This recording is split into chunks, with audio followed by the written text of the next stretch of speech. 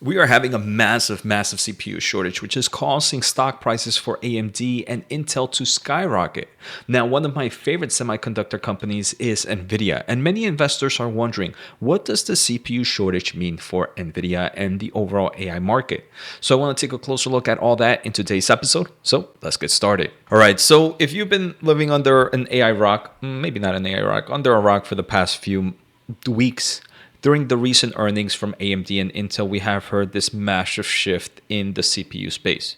We're actually seeing a market where the CPU is becoming cool again and is becoming more important thanks to agentic AI. And this is a chart that AMD has shared with us that showcases that CPUs are extremely important because they are the tool that is needed for tool usage. So as we're getting into this agentic AI, when you're telling your AI to use a browser, to use an application, to do something, if some form of software that we use right now, that is going to be running on a CPU basis. So if you have multiple agents running multiple tools, you can see the massive need of CPUs. Now, luckily, if you've been following this channel, we have actually talked about the CPU shortage even before these latest earnings. We've been talking about the CPU shortage for over 6-7 months now, probably a little bit longer. Now, AMD also shared a recent image as well that kind of showcases how the AI infrastructure is changing thanks to agentic. Before, we would have kind of existing CPU racks and existing GPU racks. Now we are going to have all that plus a new agentic CPU rack as well. So you're seeing this growth in CPUs for the reasons that I mentioned. Now that we know what's happening, right? What has NVIDIA done, and is NVIDIA behind the game in the CPU market? And I think the answer is going to shock you. Now, all the information that you are going to see here is easily found through fiscal.ai. This is a platform I use on a daily basis. Right now, they do have 25% off. They only have 2 sales a year. So if you are serious about investing, if you are serious about getting your own data, check out fiscal.ai/Jose for 25% off this week only.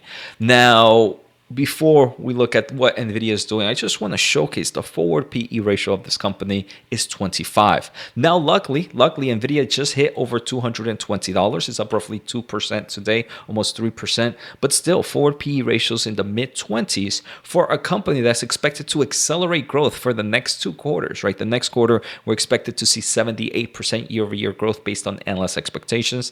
I believe NVIDIA is going to outperform that. And for the past, since July 25th, every quarter after that has been expected to grow. And October 26th, you kind of see 69% of the acceleration on growth rate. I think the market is just underestimating. I do believe there's a potential to continue to see strong growth, especially with all the new solutions NVIDIA is coming out with. Now, talking about the CPU shortage, has NVIDIA been late? I actually think no, NVIDIA has actually been extremely early. If we remember, right, the GB200, the Grace Blackwell 200, and the GB300, which is shipping now, are two GPUs per one CPU, right? So it's way different from the parity that we've seen before of 1 to 8 or 1 to 4, which has actually, it wasn't by design, I think, because of agentic AI, but it's working extremely well for them. Now, outside of that, NVIDIA on March 16th did launch their Vera CPU server, right? They're actually having a solution where they're only shipping CPU as a standalone server. Does this look familiar? It looks like this, right? Well, exactly what AMD was breaking down, that there's going to be a GPU rack that's going to be like the GB200, the GB300, but there's also going to be just new agentic CPU racks. And again, NVIDIA has been on this curve for a while. Now, as reasoning and agentic AI advances, scale, performance, and cost are increasingly driven by the infrastructure supporting the models that plan, task, run tools, interact with data, run code, and validate results. The Vera is a new class of CPU that delivers higher AI throughput, responsiveness, and efficiency for large-scale AI servers, such as coding assistant, as well as consumer enterprises. Now, they mentioned, right, Vera is a turning point of AI, and the new Vera CPU rack integrating 256 liquid-cooled Vera CPUs to sustain more than 22,000 concurrent CPU environments, each running independently at full performance. AI factories can quickly deploy and scale to tens of thousands of instances and agentic tools in a single rack. So NVIDIA has done extremely well with this. Now, NVIDIA also is creating the full stack solution.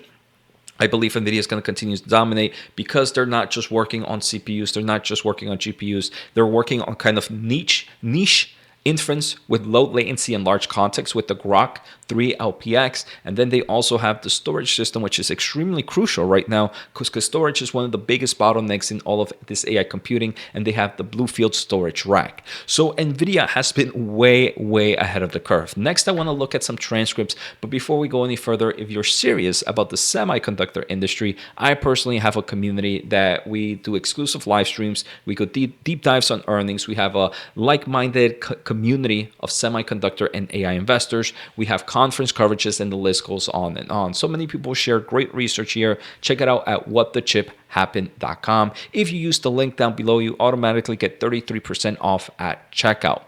Now, the final point that I want to talk about is just showcase some transcripts, right? Some transcripts that we can get from fiscal.ai/Jose that showcases that Jensen Huang, the CEO of NVIDIA, has actually been in the CPU shortage or talked about the CPU shortage for a very long time. During CES, which was the beginning of January, Jensen mentioned that they are the largest networking company in the world today. And they're expecting to be the largest storage processor company in the world. That, I think, is very likely to happen. And it's very likely that we will ship more high-end CPUs than just by anybody else either. So Jensen believes they're going to be a high-tier premium CPU player. They're going to be a high storage processor company. And they're going to be they are the largest networking company. So for the past 4 to 5 months, we're already in May, right? So for the past 5 months, Jensen has been talking about the CPU space. Even longer than that. In Q4 2026 transcript, which I believe was in February, we made fundamentally different architecture decisions about our CPUs compared to the rest of the world's CPUs. It's the only data center CPU that supports LPDDR5. It's designed to be focused on very high data processing capabilities. And the reason for that is because most of the computing problems that we're interested in are data-driven, artificial intelligence being one. On GTC 2026, which happened in March, we never thought we would be selling CPUs standalone. We're selling a lot of CPUs standalone. This is already for sure going to be a multi-billion-dollar business for them.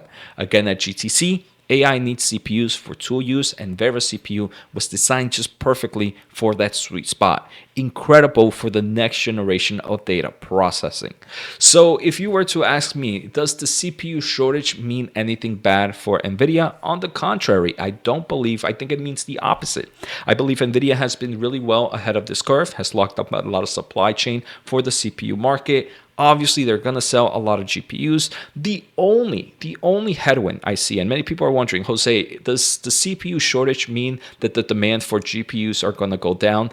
I think the answer for that is going to be no, because we continue to see massive needs for inference, massive needs for all these large AI models, and so be it. What I think might be a little bit worrisome, not worrisome, but something to consider is we are in a form of bottleneck with power, right? A data center can only have so much power into it.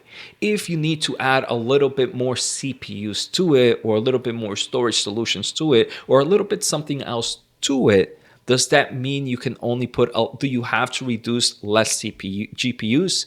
I think NVIDIA obviously sees this, and they're most likely working on efficiencies that whatever they're removing is actually going to be more additive, and you can still add more GPUs in the space. But that is the only thing in the market where you have kind of a power limitation. I believe NVIDIA is completely shifting that and has the opportunity to still grow in GPUs. We're still seeing the massive demand. So on the top level, I don't believe the CPU shortage creates a slowdown in demand for GPUs. The only issue, like I mentioned, was that power limitation. I would love to hear from you, the viewers, but that's also why NVIDIA, right, focuses on ARM CPUs. They mentioned they're way more efficient than any CPUs out there, and especially focus on this AI agentic race. So NVIDIA is making sure that they take as much of the power limitation factors out so they can continue to sell more GPUs. So if you guys enjoyed today's episode, make sure to hit the thumbs up, the subscribe button, and see you all next time.